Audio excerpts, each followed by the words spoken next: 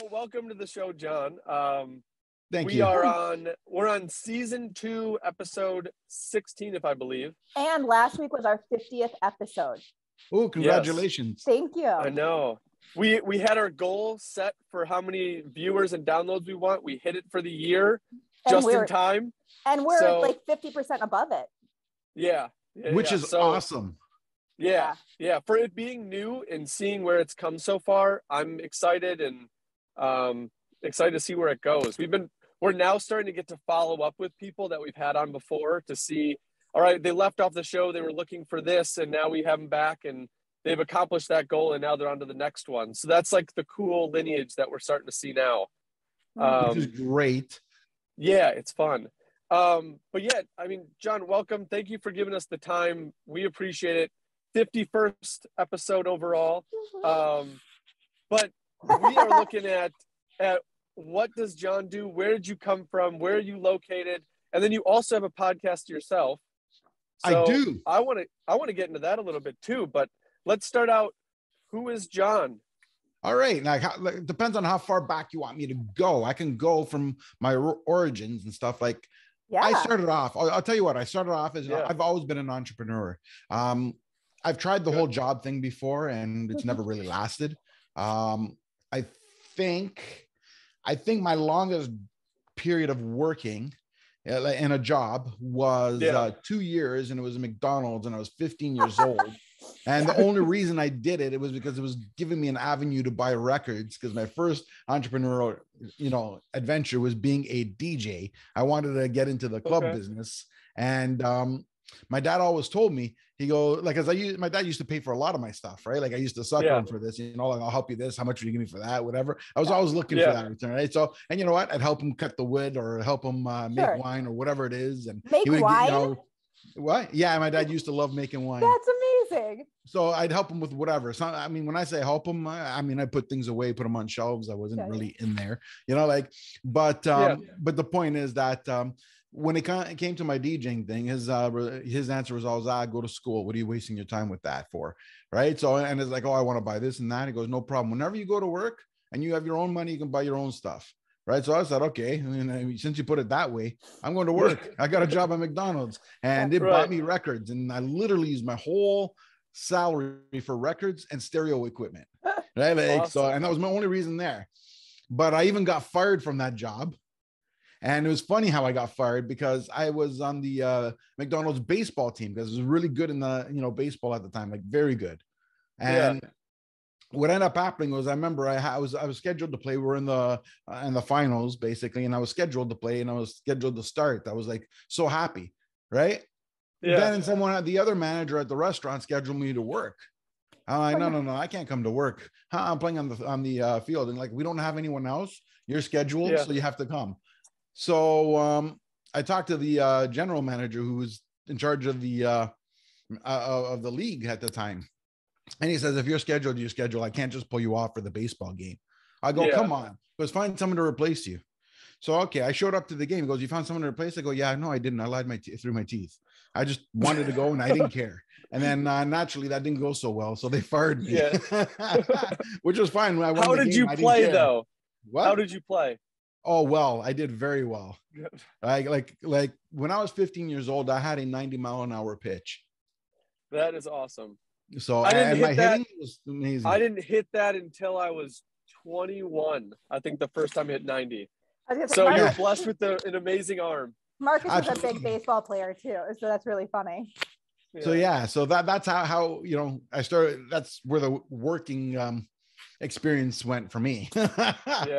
Then I got into the DJ business and I wanted to be a superstar DJ and stuff, obviously, like every other kid who starts doing that.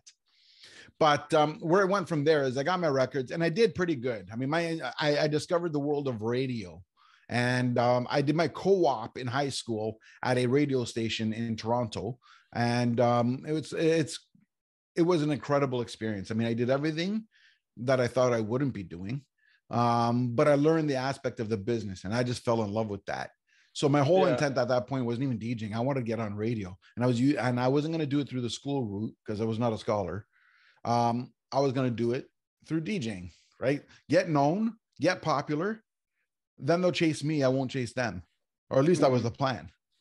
Now I did well. I ended up getting a lot of live moments at the nightclubs. Because what ends up happening is the nightclubs would, do these live broadcasts, and I was the DJ, so I got on there. Wasn't my intent on how to get on radio, but I got on radio, so I was happy.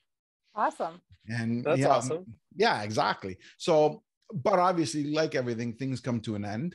Now, basically, when all the clubs canceled the radio and I lost my radio spot, and I thought I wasn't doing this for the records anymore. I was doing it for the radio spot. So there's no more radio. And I didn't really feel like starting over to try to get back on. So I just said, you know what? Now I got to take the next level, either try to find a radio station that'll take me on directly. I mean, aside from the co-op, because I'd finished the co-op, I stayed after the co-op for a bit and then just fizzled away. But so I needed to figure out either how to get back in the radio where I was actually in the radio station, not part of through the club, or I get into music production because there's no other room to grow from where I was. So I said, you know what? I'm not going to do music production, and I don't really want to be doing this club stuff anymore. So I had built a print business there and eventually evolved it into marketing as well and build up like an agency, which was good because I built it up to 8 figures a year before I sold it. So yeah, I got there. I got 2 years straight with top 100 in North America. And then I sold it off, and believe it or not, I sold it off to one of my suppliers. Awesome. Really?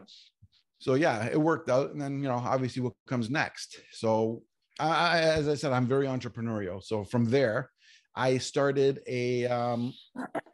right from there, actually, I had a contract. I worked with me and a partner. I worked on a government contract. I worked as the consultant. He was the direct contact. I did that for a year, which was amazing because I swear to God, I worked 3 hours a week on that. And I couldn't believe that was even possible. I want that job. Wow. Yeah. But obviously, like many good things, and even going in, we said, when it comes to government stuff, you got to win bids. There's no way you're going to win every single time. It's one of those things where when you have it, it's great, enjoy it. But but don't bank your whole life on it because it's going to expire. Yeah. Yeah. Right. So, and then that's what it is. It lasted for a year and 3 months, and then it expired like we expected. So, and that was fine because that gave me time to think. So from there on, again, I'm still have this passion for radio, right? Like I had never left. So I thought, what do I do then? So I thought, you know what? I'm going to build my own radio station. I'm going to do it online. Right. So that's sweet. Wow. Yeah. So I built this online radio station, and as well as, I'm not sure where you guys are from, but we're in Wisconsin. We're in like the Milwaukee area. Yes. Okay. Well, we had there's so many different avenues at the time that come around. There's a site that was called Before Last Call. There's Club Zone. There's blog.to, which is still around. Now blog.to was the most advanced one in the way that it was more than just nightclubs.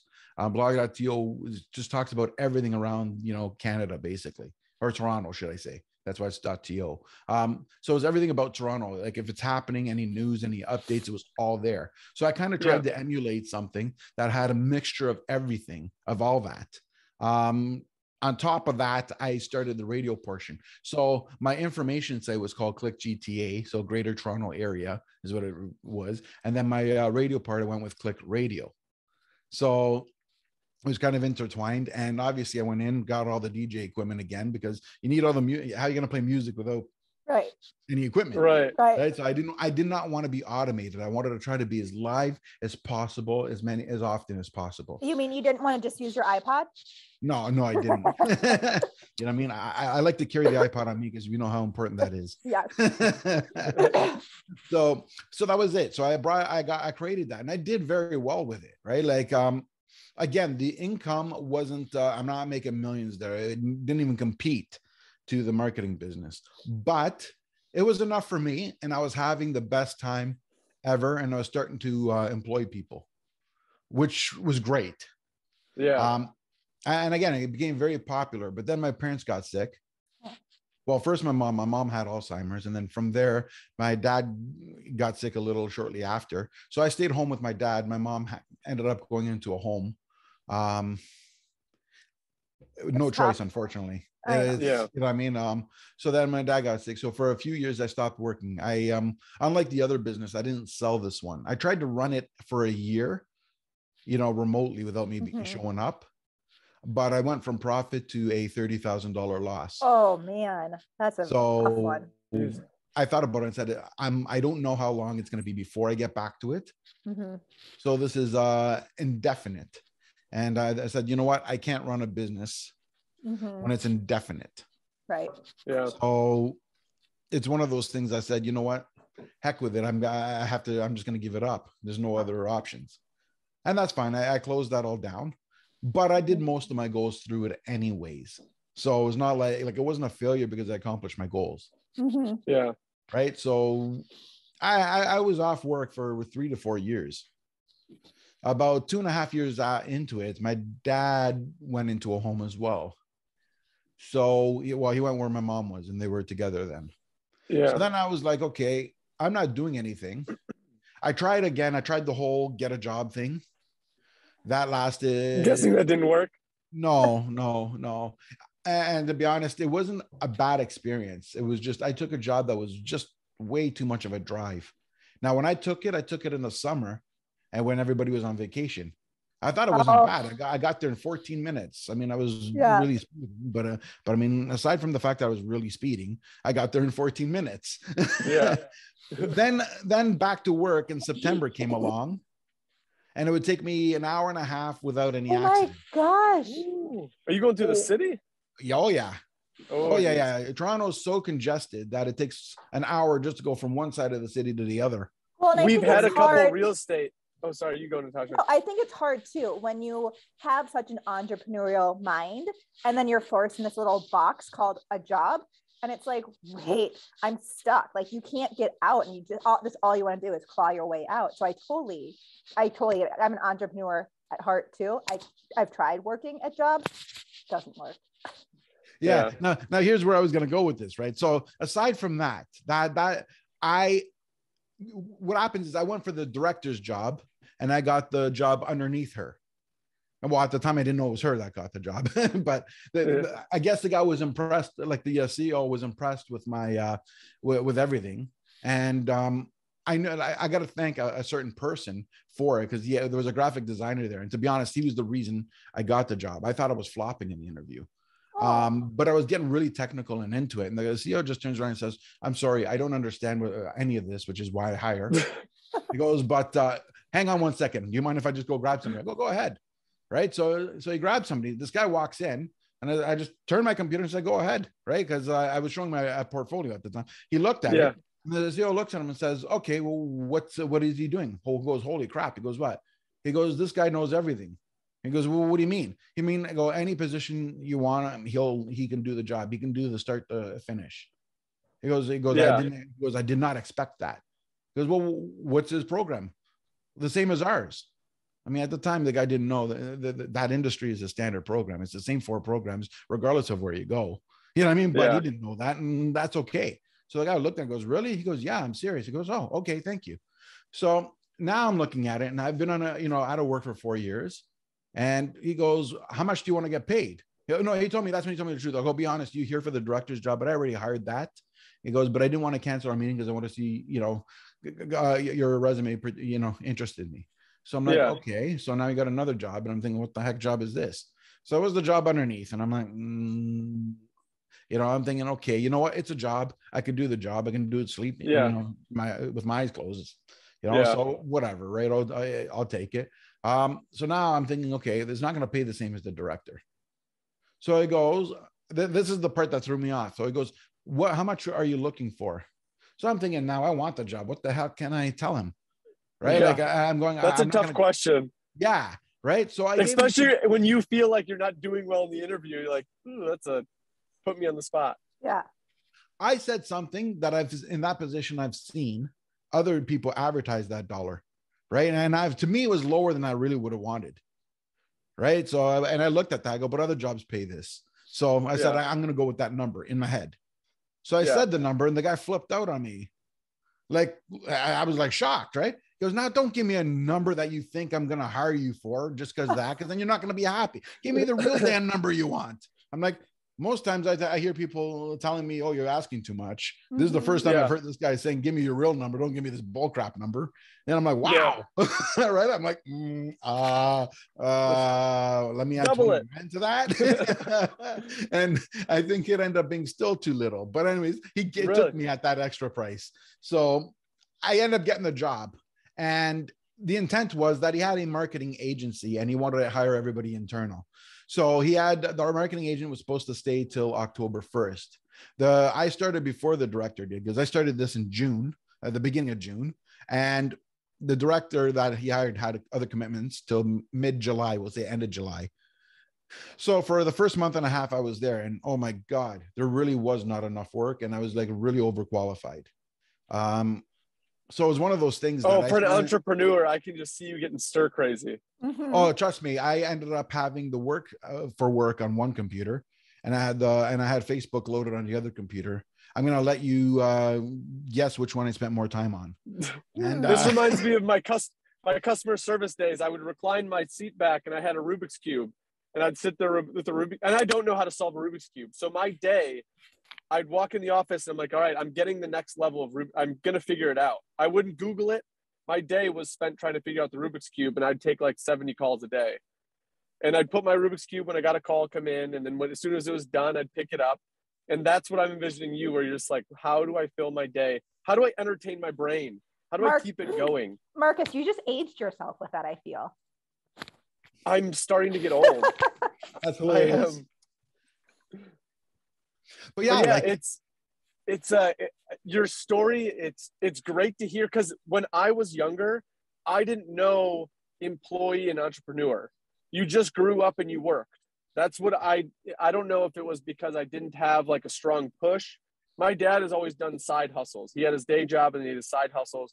My mom was 9 to 5 and then take call. She was in the nursing world and she was there. But she didn't have her side hustles, but she picked up call and worked weekends. So she was hustling. So I knew the work ethic part, but I didn't know, I'll say, the definition between entrepreneur and employee. So baseball took me through my schooling. I went through college with baseball. I played after. And then when I tore my shoulder and had a kid, and I was like, okay, baseball's done. I need to start working. So I was like, okay, next thing is to get a job. That's what everybody does. Just go get a job. And I didn't figure out that like something wasn't meshing with me. It wasn't like I hated the work, because I loved every job I had. I loved, but it was so boring. It was mind numbing. And I couldn't figure out what that was until I was at that customer service job working my Rubik's Cube. And one of my cube mates came over and was like, hey, what are you doing? I thought I was in trouble. And I like shoved it down. I was like, nothing. And he was like, no, do you know how to do that? And I was like, no, I'm trying to figure it out. And he's like, are you bored? And I was like, yeah, I mean, taking 70 phone calls a day to find out where a package is kind of boring.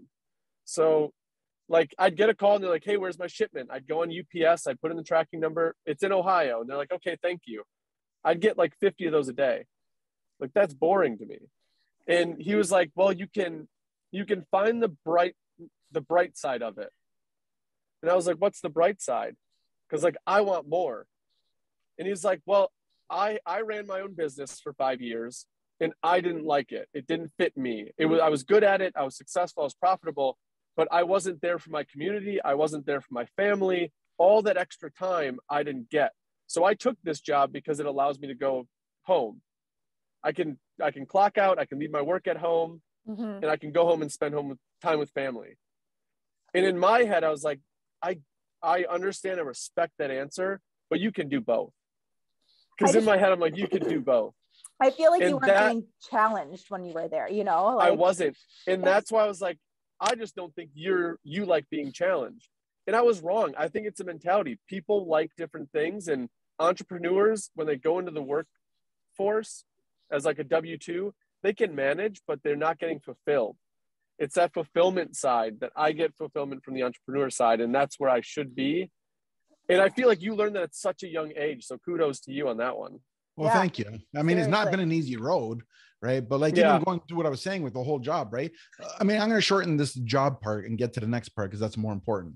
But the whole point of that is when I finally met the director, she can see I had a lot of talents, right? So she was putting a lot on me, like a lot more stuff on me, which was great. But I got caught playing Facebook, and they tried to get me off of Facebook. And the VP of the company, which is the one that was working with the agency, came in and she says, we got a real big project. We'll put you on that. So it'll take up more of your time. Because they asked me what the biggest problem is. And this was my answer. And I think this was comical. I said, I'm bored. I go, I'm really, really bored. I'm very, very bored. I go, I'm so bored that I'm bored of being bored. Right? Yeah. Right. And I actually said it like that.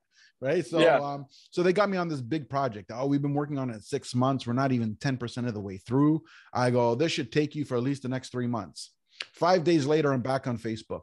Yes. And I swear. Right. So then they pull me into the office again and going, what did this, is it too challenging for you? I go, challenging. I go, I'm done. And no word of a lie. She looks at me and says, bullshit. She called that VP back and says, look at the work. There's no way. He looked and she's like, oh my God. He goes, what? It's done. He goes, everything? Everything. The only thing we're missing is the French. I go, hey, I don't speak French. I sent it to translation.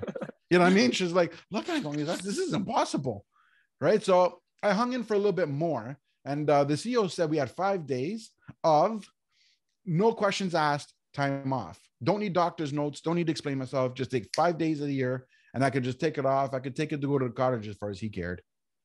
Right. Just that's awesome. 5 days. So your CEO seems like, well, the past CEO seems like a great guy. Yeah, he was. And he said he's an unconventional guy compared to others. And it showed, right?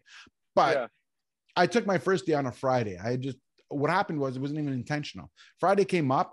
I stopped off at Tim Hortons, which could have been a blessing or a curse because while I was at Tim Hortons, there was a major accident on the highway. And I'm talking about, I went from one stop took me an hour and 20 minutes. That's how bad it was. Wow. Right. And you know, those stops aren't that big. So, and I thought about it and I said, I'm supposed to start at 9. I left at 8 or 7:45 or some stupid thing like that. And it's like 9:05 and I'm still only went one stop. I thought I'm not making it. I go in late. I'm in trouble. If I use my one day, no harm, no foul. So right away, I didn't even call. I emailed saying day 1. Right. So Saturday, Sunday come up and I was enjoying myself. Monday came around. It came time to leave. And I said, you know what? I don't want to go. So I'm going to take day 2. Day 2.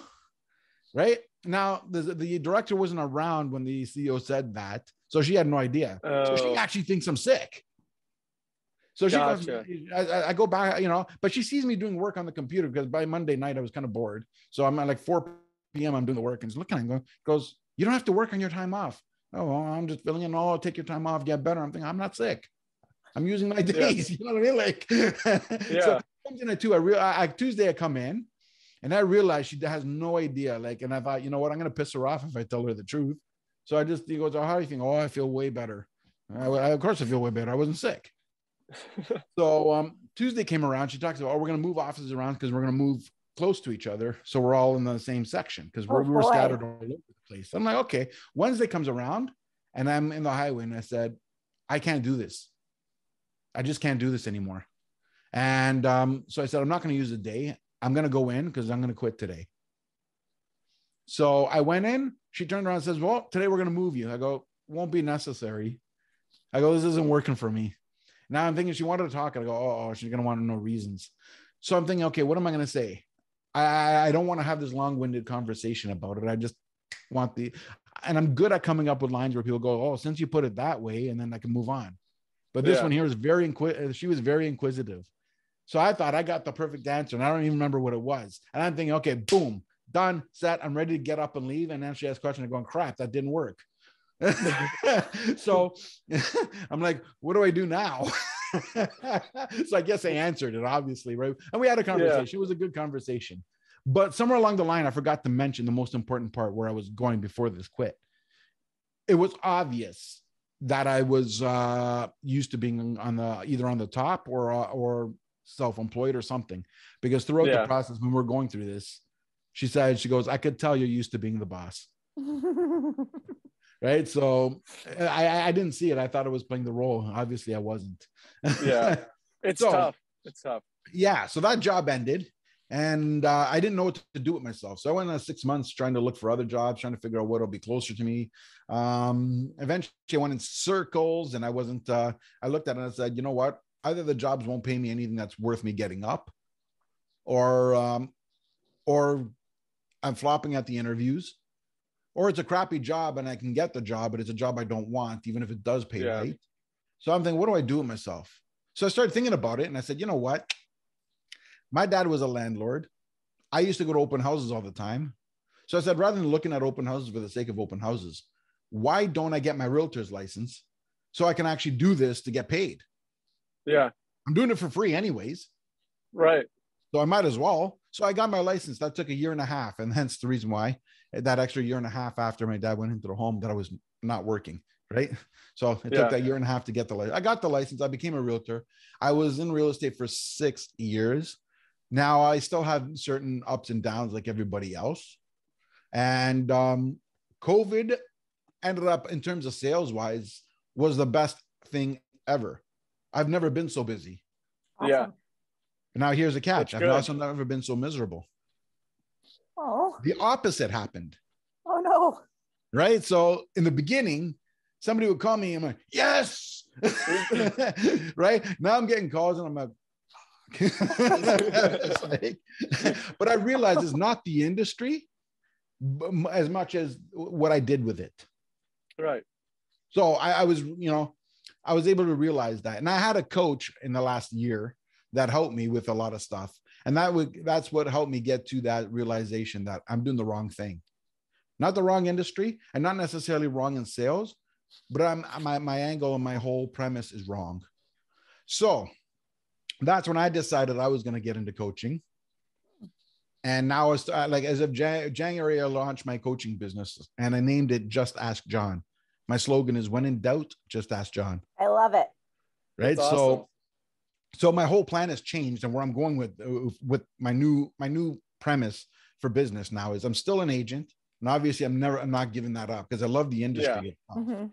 Right. But I decided in 2022, unless you're a friend or a very close friend or a family member, I don't want to show houses anymore. Not unless I have to. Mm-hmm. So I want to hire in January, I'm going to hire a buyer's agent. So that's my intent. So the buyer's agent's job is going to be to show buyers. And I'll handle the listings. Like this is the funnel. The client calls me, I deal with the client initially. Right. We go through what their wants and whatever I write down, because I'm good at that. I'm good at coming up with what they want, what they can afford, getting the process started.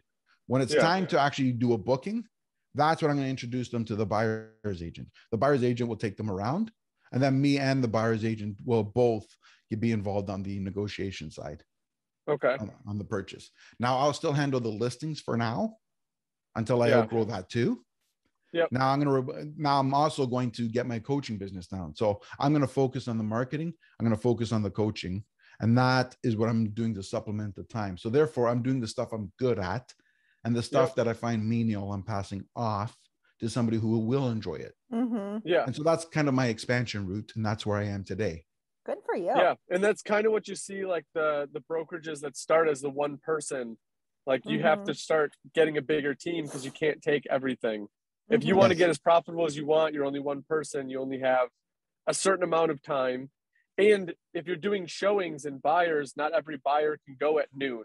Right. So you could have 4 that need to go at 5 to 8, and you can't do all 4 buyers. So yeah, it's something that as I struggle with, like letting go, or I let go too much. Like I've talked to Natasha a couple times, and she's like slapped me on the wrist because I like to be like, all right, Natasha, or whoever it is, my foreman, this is what I'm thinking. Give me your best ideas. And sometimes they're like, I need a little bit more information. A little bit more information, but I'm or like, a little no, bit more just go direction. figure it out. Yeah. Right. So there's like a fine line there that I'm still trying to develop in terms of like how much is enough and how much is too little. Although I feel like it's not just you, Marcus. It's real estate agents in general. They're always like, they're a big idea people, but they're not like really good at explaining their ideas. But I am getting pretty good at reading your ideas. So Wait, Marcus, you're a real estate agent, right? Yes. I did not realize that, but now, boom, I'm glad you told me. Now I know why I Yep. recognize your name and face. I've seen you Yeah. before. Now, obviously online, not, you know what I mean, not in Really? person because we're in different places. But I saw it when you popped on. I looked at your face and I go, I know you. I didn't know from where, but whatever. And I just said, rather than coming out and saying, hey, I've seen you before. So I'm sure we hang out in the same groups or whatever that I've. Yeah, I'm sure if you're on Facebook, I am on like every agent, real estate, buy, sell, trade platform I can get on. Like my news feed this makes sense now. Yeah, it's just like, all right, this duplex is open. This fourplex is for sale. They're selling this in Waukesha. Like I'm just flowing through. I'm on Marketplace and those everywhere. I just posted like 2 weeks ago because I had someone trying to get into my rental unit that I had somebody lined up, and I was like, I'm sorry, but I'll help you find something. So I went onto all the forums. I'm like, hey, looking for a friend, needs to be pet friendly, at least 2 bedrooms. So I don't know if it was that post, if it was that recent, but it's possible. It's possible. It could have been. But yeah, that's awesome, right? Like it's funny how things work out. It's all about networking, and people are. When I got into it, I was like, okay, this situation, someone calls me out of the blue. How am I going to find them something? Like, I'm just me. I don't know, but it's about the network. So like you go out and you connect with all these people. If I don't know it, somebody within real estate in my bubble will know it. Mm-hmm. I just got to ask them. Very true. So it takes the pressure off a little bit. But yeah, so I'm an agent, and then we do buy and hold rentals. We do flips. So just like you, my agent side is a very minimal part of my day. I take the clients that I want. I take the clients that we mesh well with, and then I can help. If I can't help them, I'll recommend them to somebody like, hey, you're out of my area a little bit. I don't see myself traveling that far, but I do know an agent in the area, so I'll pass you to them and they'll help you out. So it's not like I'm chomping at the bit to get every single thing, because my flips and my rentals keep me busy enough. So it's kind of the transition that you're talking about: friends, close friends, family, those type of things. Exactly. And in the long run, holding my license because I like doing it, I like helping people. But long term is managing properties across the US or across Wisconsin. I need a brokerage license. So I need to keep up the license. I need to keep up my points so that I can negotiate contracts for non-owned managed properties. That's the long-term goal of it. So that's where I'm headed. Absolutely. It makes sense. It makes total sense. And you know what? I'm going to go back to what you were saying before about, being too involved, not involved enough and whatever. I'm going to agree with what Natasha said. And I had the same problem. Like in my marketing business, well, my biggest issue was I discovered I was a micromanager. And I didn't even know what a micromanager was back then. So I learned that because I like to have my hand in everything. I like to have control in everything. And it's like, you know what? I learned you can't scale and micromanage at the same time. Hey, Marcus, do you remember our micromanager? I do. I wasn't going to mention. We had worked together for a different brokerage, and at the end it just didn't work out well. And the one thing that we found out is it was so hard to grow because everything was micromanaged. Yeah. Which does, I will admit, it plays into my philosophy now, where I try not to be. Which, like, I mean, I like being managed.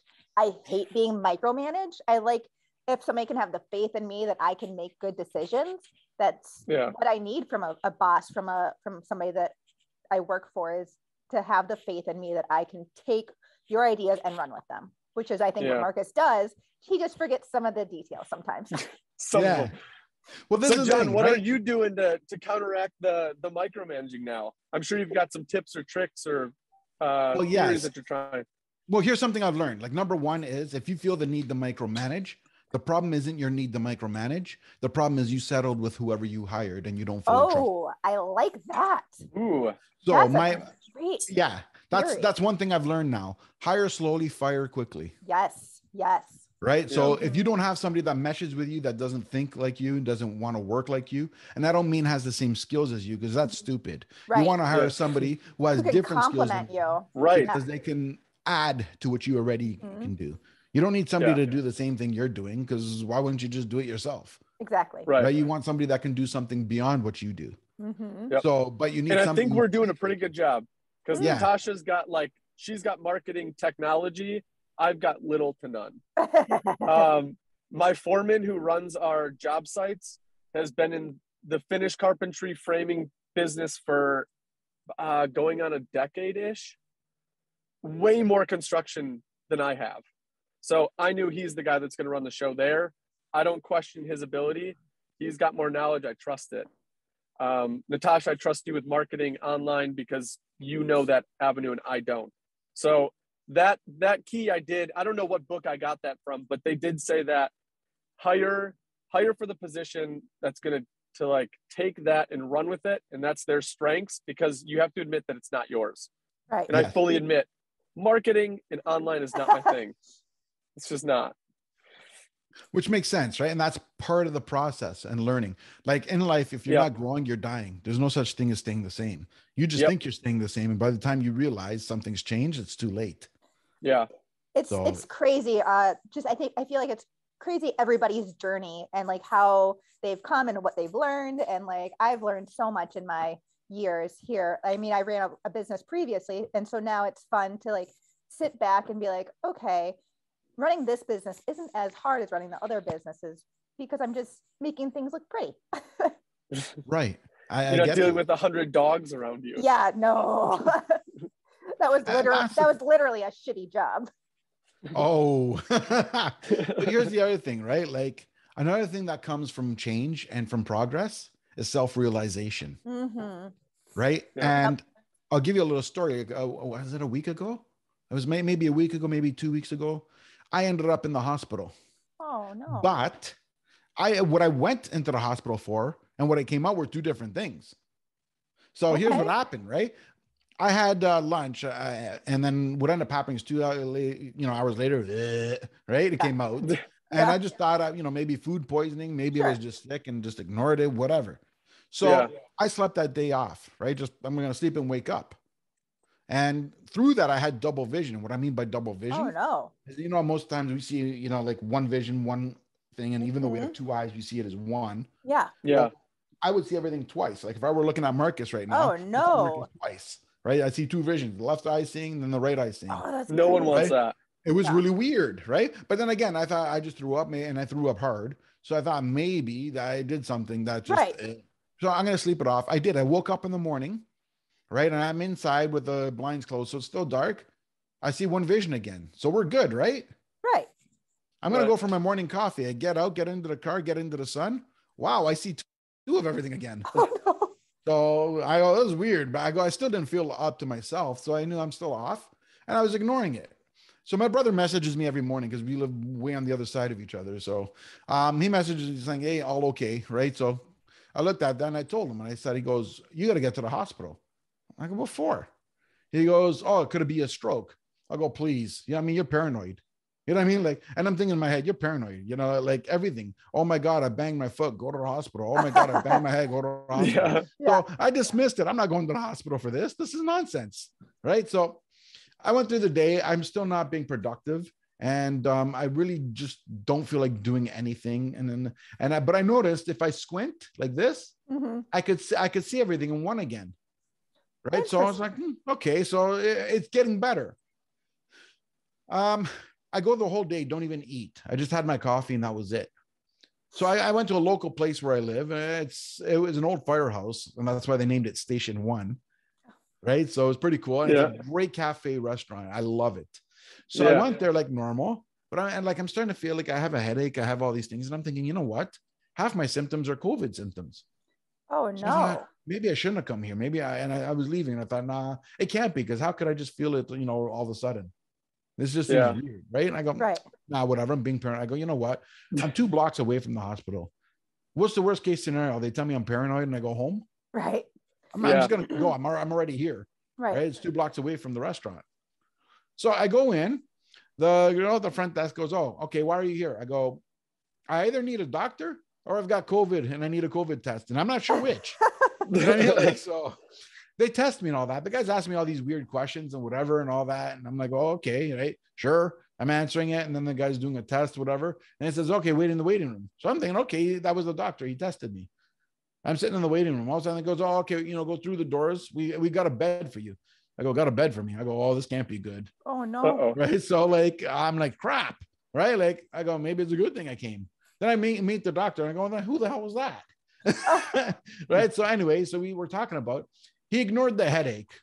And I thought, okay, that was weird. They said, what's the main symptom? I said the headache, not the vision. But he got onto the vision part, and he's doing all these tests, light in my eyes, following the fingers. And he goes, push me. Really? He goes, yeah, I just want to test your strength. Well, I pushed him. He says, wow, you're a strong guy. Right? He wasn't expecting that. So he says, maybe your legs push again, whatever. And he goes, okay. He goes, doesn't make sense. So he sends me for a CAT scan. Got to check my brain. So he's expecting. Yeah. Well, later on, I figured, like my brother said, he was looking for a stroke or for cancer. Oh, wow. That's neither. Oh, okay. That's what I said. Well, I'm not, thank God. Good. Really, yeah, no, absolutely. Yeah. Right. So, and he goes, okay, well, he goes, I'm going to set you up an appointment with a neurologist. I'm like, cool. Right. I don't know what it is either. So, but I go, now I see you perfectly fine. He goes, you do? He goes, yeah. The only time I see double is when I turn my eyes like this. And he's going, this makes zero sense. He even got another doctor to come in and talk to me too, right? Just to confirm and look at we're looking at the exams. It's making no sense. So, and he's like, oh, have you experienced problems with diabetes? I got diabetes? No, then why would I have experienced problems with diabetes? Right? Because he's thinking maybe he missed it. Right? Yeah. He goes, none of this is making any sense. That would make sense. So and he goes, okay. I go, so I can't figure that out. So we're setting you up with a specialist in neurology, because that's the one thing that would make logical sense. Sure. I'm like, okay. He goes, I'll be honest, the fact that it's partly gone away already, that makes no sense. Mm-hmm. So anyways, it is what it is. And I'm thinking, great, I'm getting my jacket. He goes, oh, you can't leave. Oh, no. What, you're going to hold me for 2 weeks? Yeah. Right? Like, no, not at all. No. Yeah. I had another problem. I go, I do? I thought this was the problem. Right? Apparently it was just high blood pressure. I go, well, that's not a big deal. I get a pill and go home. Right? Well, why is this a big thing? And he says, no, you don't understand. I go, your blood pressure right now is so high. I'm not sure you'll wake up if you go home. Oh my God. Ooh. Well, you should thank your brother. Yeah. And I'm sitting there going, excuse me? Can you repeat that? Whoa. So he goes, look, I'm at the end of my shift. He goes, I'm going to give you a pill, but I don't think that's going to be enough.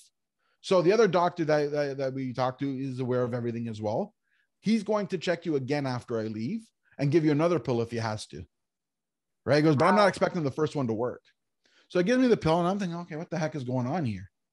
Right? Like this is nuts. So I'm waiting around. I'm on my phone. I'm like thinking, I feel fine. I don't know. Like, even the reasons I came in, I feel fine. I go, if I felt like this, I would have never come in. Right. Yeah.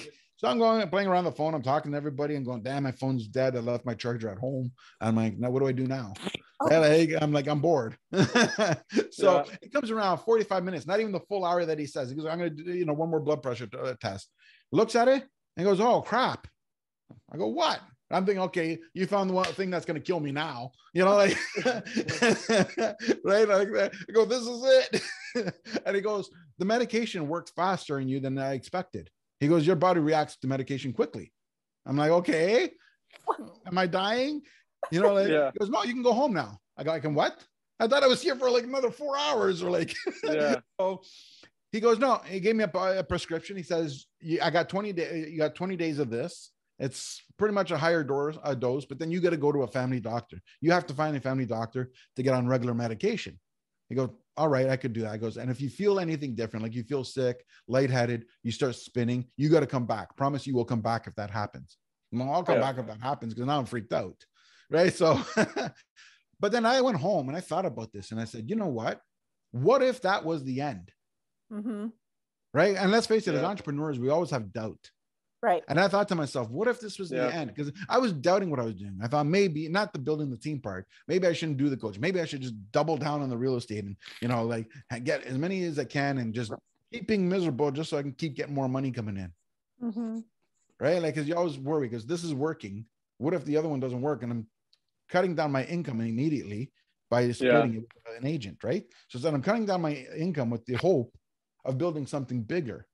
And I thought maybe I can't afford to do that. But then after this hospital trip, I turned around and said, you know what?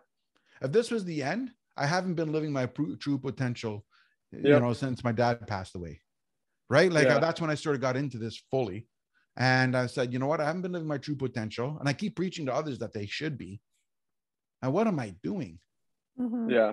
Right. It was kind of a realization, an opening. And I said, I don't want to live like this. And that's when I just doubled down on everything I said I was going to do. And I'm all in now. Awesome. Yeah. That's such a cool threshold to get past, where you're like, there was purpose before, but now there's like a true meaning. Like there's an internal meaning for me to do this. It doesn't even make you smarter or faster or stronger. You just put more focus into it and more production comes out of it. So, yeah, I think that's like that there's a book it reminds me of, The Tipping Point. Everybody has a tipping point where you're working and you're rising, but something has to tip where either something clicks in your head or something within your process clicks where workflow goes better. There's a tipping point in every entrepreneur's journey. And that might be your tipping point, it sounds like. Yeah. Well, look, another thing, a realization is that I used to discard vacations. When people said, oh, I need a vacation, my head would be going, no, you're just weak. You know what I mean? What do you need a vacation for? You're on a roll. Keep going.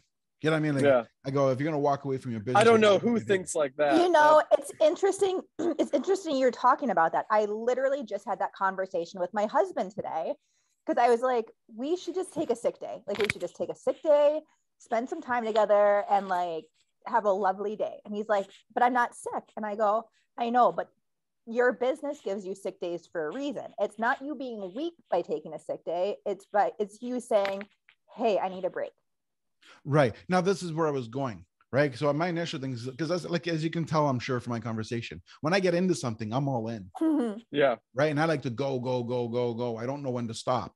Like, honestly, the only reason I even sleep is because there's times I'm on the computer and I'm just doing this. And I started doing that. I said, I can't fight it anymore. I got to go to bed. Yeah. Right. Like, but that's just my personality. I'm all in. I'm generally an overachiever, and I've got large goals. So, but one thing I've learned is that I don't really have a personal life. My personal life is still entangled in my business. Yeah. Yeah. Right. I have an attitude of, you know, I go somewhere and I go to an event. Everyone's going, oh, I'm going to see Bob. I'm going to see Kelly. I'm going to see whatever. I go into the room and go, where's my money at? Right? Like, I'm looking, who's next? You know what I mean? It's time. I got room to grow. I got room to add to my roster. Who's coming? Who am I adding tonight? Right? Like, who can I meet? Who can I build my database with? Right. Right. And there's nothing wrong with networking, but it shouldn't be your only priority. Right. I should be able to take in my environment, take in the people I'm with. Right. Like, and I don't know how to turn off. Yeah. That's hard as entrepreneurs. Right. And very that's hard. Where I'm saying with the whole vacation thing is, I've kind of opened up and said, you know what? Maybe it's not a sign of weakness, but maybe it's a sign of intelligence to know that I need this week to myself so I don't crack. Right. Exactly. So maybe it's a position of the strength to know that when you're going off track, you got to refocus. Yeah. I know that with me starting, and even with me as a W-2 like employee, I never thought of myself as the smartest. And I'll never call myself the smartest in the room, because I don't want to be. I don't want to be the most talented, because I want to be, you know, that saying, like, you're the average of the 5 people you're with. Yes. So I never want to be the smartest. I never want to be the most talented. I never want to be the strongest. I always want that person ahead of me. But what I do want is I want to be the hardest working. I will outwork all 5 of those people and then some. That's what gets me in trouble, where I never turn it off, because I know I'm going to work harder than them. I know it. I'm not smarter than them. I'm not stronger than them, but I'm going to work harder. And I'm confident in that. Marcus, but I got to turn it off at some point. We're identical. I'm telling you. My goal is to find those 5 people, and I want to be the dumbest of the 5. Right. And on top of that, you're right. I'll outwork everybody. I very but it rarely struggles when you're like, okay, now is the time. I can outwork those 5 people, but do I need to? Like, is this my moment to do it? Right. Or do I take that pause button? And it's been hard for me because I just hired the foreman this year. So this whole new someone working the job sites and not me is really foreign to me. So like I find myself calling him like, hey, how's everything going? And he's like, it's good. And I'm like, all right, I was panicking for nothing. Like he's got it. I don't need to do the extra 5 things to drive myself insane. Let me pick up the dogs and take them to the dog park, or go grab lunch with my girlfriend, or like something. Even though those situations are very few and far between, when I can get them, these days I love to take the opportunity to do it. As you should. It's just hard to turn it off. It's so hard. Absolutely. Now let me ask you something. What do you guys think of Christmas? Oh my God. I just had this conversation last night. I'll let Marcus start. I'm a little passionate about it today. I'm going to let you start, Natasha. So my view on Christmas is it's about friends and family. I don't want gifts. I don't want to give gifts. I don't want to get gifts. I just want it to be about friends and family. That's my thought. And I get really frustrated when people focus so much on the gifts, because that's not what it's about. That's my thought. Right. So I don't like the Hallmark Christmas is what I call it. The Hallmark Christmas, we can do it. Like we set up the Christmas tree and put the ornaments on. I just loved watching the boys do it. Right. I put the little hooks on the ornaments and the boys went crazy putting ornaments on. That's Christmas to me. Like the dinner, the family coming over, that's Christmas. The gift thing is just something that people like to do, and I'm on board with it because it's like the tradition. But in terms of holidays, they are that family and friends. Like all the employees are off on Christmas. The guys are off the job site the day before Christmas or any holiday. So Labor Day, they get Labor Day and the day before. They get Thanksgiving the day before Thanksgiving, because I want them to enjoy their Thanksgiving and then like have a little bit of extra time where not everybody can meet on the day. Right. So like take a little bit. Plus it goes into safety. Like there's some safety aspect, and I won't hide that. I don't want my employees hanging out with their family, enjoying themselves, having a beverage or 5, and then coming to work using drills, power equipment, and machinery. It's just not safe. No. So it's not worth the push. Just take 2 days, enjoy yourself, come back, reset, and then we'll work the next week. Right. So I have it set up with all the guys on the job sites. All I'm asking is 40 hours a week. If you do 4 10-hour days, Fridays off all summer. Like doesn't matter to me. Just put in your 40 hours. We're good. However you guys want to work them is up to you or up to Jerry. But I segued off of holidays, but it all spurs into that one concept. Right. So what are your thoughts? Now I'm about to make a lot of enemies here. Oh no. But this was my truth. And this is why I brought it up. I hated it. And I didn't hate it because of the holiday, because I'm a Christian and I believe in, the holiday and all that. I disliked how it disrupts my workflow.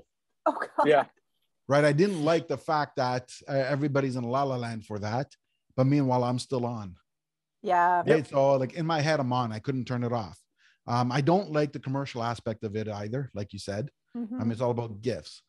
But I wasn't always like that. But I would say that once I hit the entrepreneurial route, that's when I started hating it.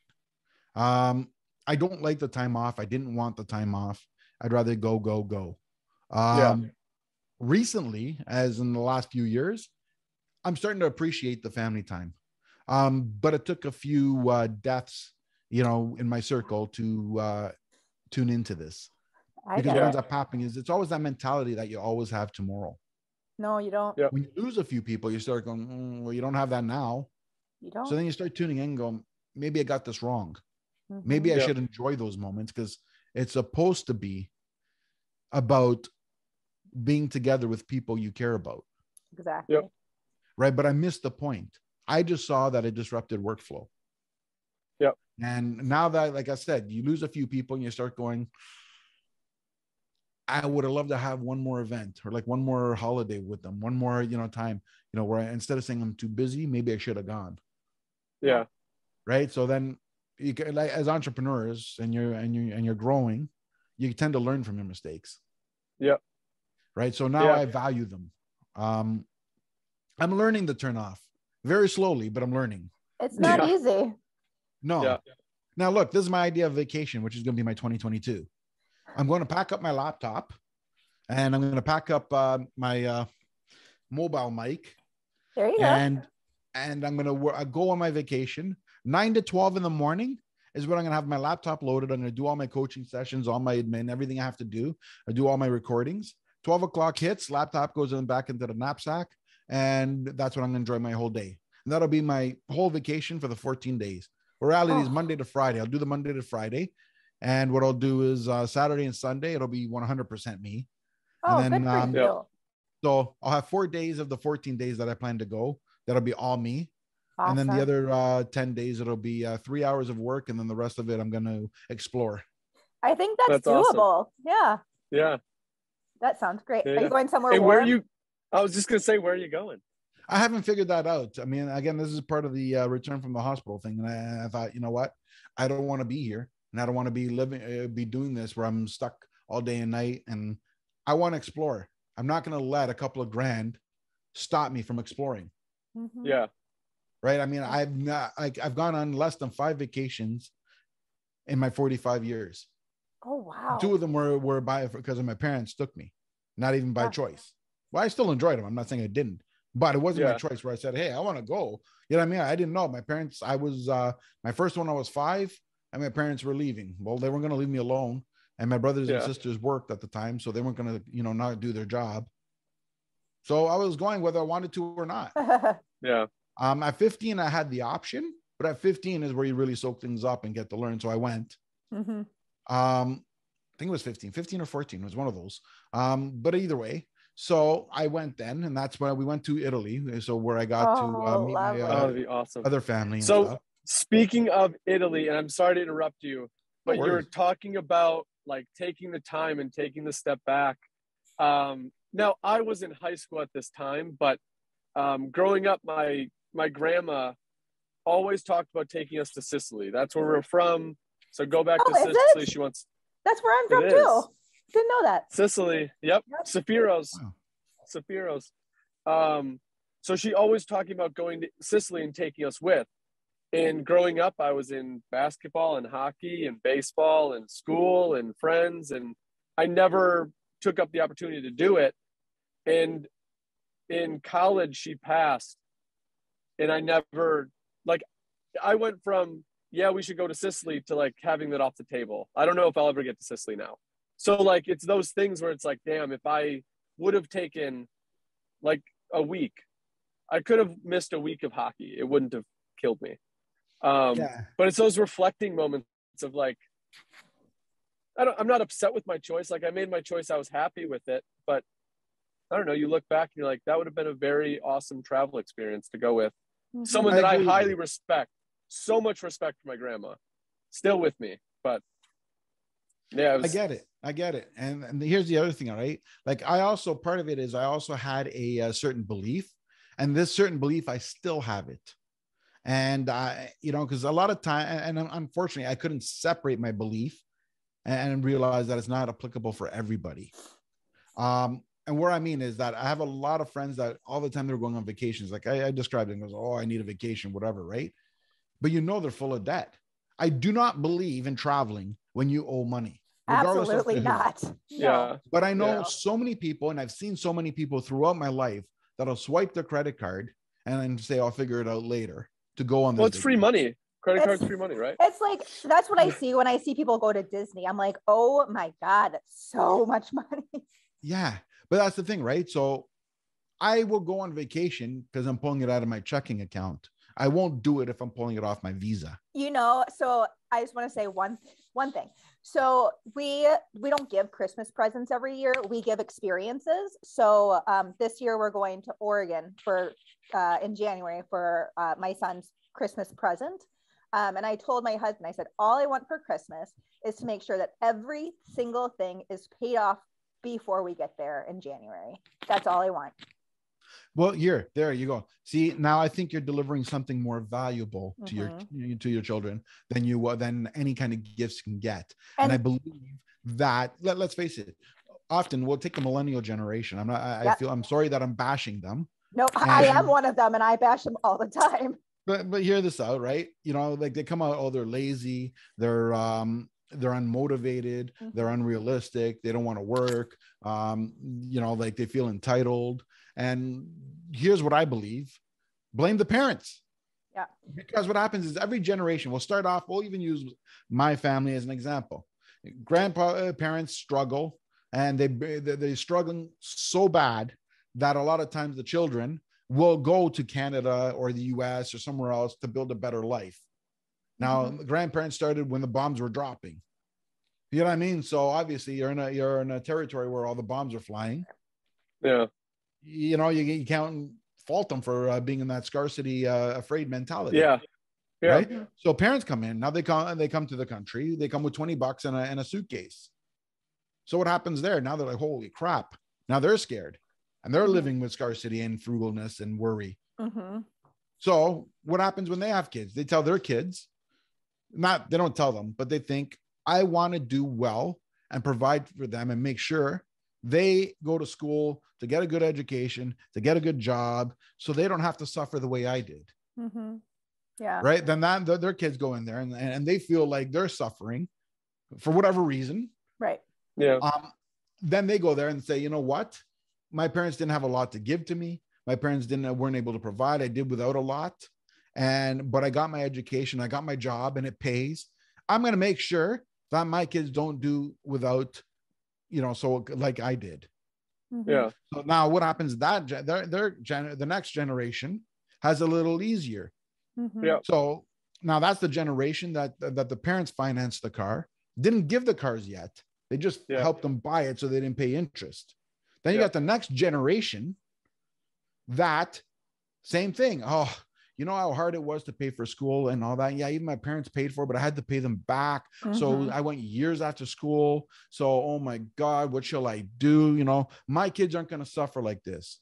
So now I'm going to give them a car instead of letting them pay for it. So now what ends up happening, you're at that millennial that was given everything, was told that they're special growing up, told them, don't let anybody bully you. Don't let anybody put you down because you're special.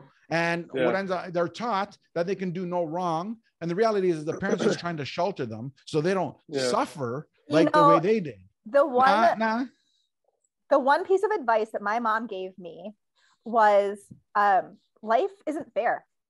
Life's not fair. That's it. That's my grandma. Period. End of sentence. And I was like, and she would do it. Yeah. My grandma would do it so cold. So cold. Yep. I'd walk in to the kitchen up north and I was like, Grandma, can I have a cookie? And she's like, no. And I was like, I just want a cookie. And she's like, life's not fair. And she'll walk out. Yeah. Done. That's exactly what my mom. It's just life's not fair. I don't care. Yep. Right. But this is where I'm going though. So now these people go to school, they get educated. And I got a job for you. Great. What's that? I'm going to work at Starbucks. Well, I didn't go to university to work at Starbucks. Yeah. Right. And they're not wrong. I get the point. But again, they get into the job and their employer says jump and they say, screw you. What do you mean jump? My mom said I'm special. Right. Like reality hits. And now notice depression is up more than ever in history. Yeah. So I think this is all contributing. It's not the only reason. I'm giving you one scenario. Yeah. But do you like reading, John? I love reading. I read about 24 books a year. Have you ever read How to Raise an Adult? Crap. No, I didn't. It is such a good, for me, I read it for parenting. I literally just wanted the education for parenting. It's a longer book, but the author who wrote it was a dean of students at some like high Ivy League school, colleges, both East and West Coast. She went down to high school level and then she ended up writing this book. And she talks about the helicopter parents, and then she talks about the new evolution of lawnmower parents. What's that? And it's basically like kind of what John's alluding to. Our grandparents started at 1, 2, 3, and then the grandparent doesn't want their kid to start out at 1. They want the kid to start out at 3. So they start the kid out at 3, 4, or 4, 5, 6, and then the next generation starts out at 6. but they lose that basic keystone of one, that like the world's not fair and we're not all special and we need to work. Like we need to get to 6 through work. You can't just start at 3. You can't just start at 6. There's things to learn here. Got it. Or if you do start them at 6, they need to learn how to do it. And she put it in the perspective of like a school science project that her kid did. And they walked into the symposium thing where everybody's 3 hard like cardboard posters were hung up. Everything was like perfectly cut out and there was backgrounds to it and everything was in Word and cut out and like clean. And we're talking about like 4th graders. Oh boy. So she's like, there's no way that you at 4 years old did that. Your parents did that. But the parents didn't want them to fail, so they make it look better. And her son's in there with like this hodgepodgey whale type thing that's paper mached, colored in with marker. And she's like, I'm more proud of that because he did it Of course you are. than the other person whose parents did it. Right. And that's what she equates lawnmower parents. Like they push them through to make sure they don't fail. Got it. Rather than like, hey, your job is to make a whale. It's not my job to make a whale. You need to make a whale. Mm-hmm. Like I'll help you with it, but like you've got to get the paper and the scissors and like figure out how to create this, because that's the one that we need to start with. So if you like reading, John, recommend the book. I will warn you, it's a longer one. I read it and listened to an audiobook, and audiobook was like about 11 hours. Oh wow. So that's yeah, good. Buckle up, and it is a very educational book. I like it. Which is awesome. I mean, I will look into that one. My biggest advice for everybody when they get it, like I've had people call me and say, I'm new to the business. What advice do you have? And it's very, very simple.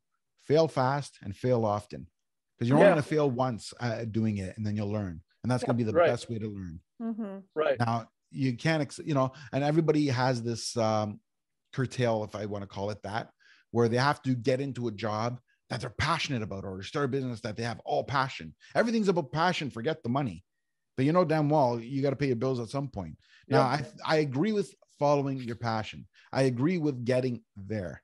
But people, it goes back to what you were saying. Now, the thing you're talking about is 6, 7, 8. You got to get through 1 to 6 before you can get to that. So do whatever will get you there. You're going to have to, build your bones in a sense to be able to do that point. So learn, grow, start from the beginning, do the shit you hate until you get to number 6. And then from number 6, you can always start your passion there, because now you have your foundation. Yep. You got to work at the McDonald's. You've got to work at the co-op radio station. Like you've got to take the bumps. You've got to take the failures and the successes and the boredoms that educate you personally. Your experiences are like, that's not what I want, or that is what I want. So now when I get to 6, I know what I know, and I can make an educated decision on going forward. So kudos for you. Kudos for your parents for pushing you that way. And I mean, obviously it led to something good. So congrats on the road you've traveled. Thank you. I feel like we haven't even got into your actual road. Like I know we're going to have to have podcasting.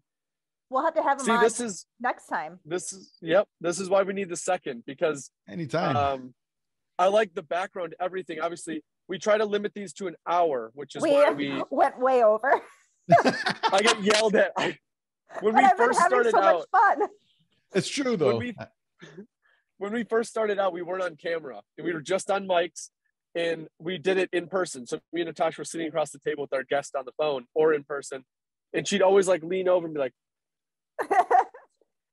because I'd always go over. So I've learned I got to cut in an hour, but I was like, in compromise, we got to bring these people back, because we don't get through everything that we really wanted to get through. Like, I want to learn about your real estate. I want to learn about your podcast, about your coaching. Obviously, I want our viewers to be able to reach out to you for the coaching as well in the real estate up in the Toronto area. So we're going to have you back. But I mean, I love your mindset. I love what you bring to the table. So hopefully you keep pushing, and I want to learn more about this coaching stuff. That's what I'm very excited about. Absolutely. Anytime. Awesome. I'll email you when we're all off. Fantastic. All right, sounds good. And what I'm going to guys wouldn't mind doing me a favor, once you guys have the edited copy, if you wouldn't mind sending me a copy, because I'd like to spice everything up and share it. I'm very big into content creation. Happily. And I take every episode and I splice it up into different, fun. little 1-minute clips and post it. Segments. Yeah, I love it. And just for our show notes, John, what is the best way to reach you? Do you have a website, email, phone number? Absolutely. We can put that in the show notes. Absolutely. We'll use my coaching website because I did it myself, so I'm proud of it. Yeah. It's just show it off. It's www.justaskjohn.ca. I love it. Awesome. I'm going to do a very unique sign off here. I'm going to try to not get emotional on it. So we've had, like, obviously, John, you expressed some family stuff in your life. Whew. We're going to edit this, right, Natasha? Yeah. I know, Natasha, you've had stuff go on within your family. Really so funny. If everybody's out there listening to the podcast, when you're done with this, just pick up your phone. It takes 10 minutes, 5 minutes, just text people in your life. We're going to edit it. Getting dusty in here. John, this is the first time you've cried. I'm sorry. But like, it's touching. Like, you talk about the times missed and all that. So reach out to somebody in your life that you look up to, that means something to you. Maybe there's more than one. You don't need to do it on Thanksgiving and Christmas. Just reach out. Do it anytime you can. Absolutely. Guys, I'm honored. Thank you. Thank you so much for coming on. We will, I hope everybody has a great weekend and no crying. Definitely. I'm about to run into Menards and pick up supplies. I'm going to wipe the tears out so it doesn't look like I'm crying in the store. Marcus, it was just sawdust. That's all. It was sawdust. That's it. Sun exactly. in my eyes. It's in the air. Well, thank you, John. We're going to get you back. I'm looking forward to knowing more of, like, the nuts and bolts of the business side of it. But your background, your mindset, I love it. So keep pushing. I'm looking forward to learning more about you. Thank you so much. Awesome. All right. Have a good weekend. You Thanks, too. guys. Bye. Bye.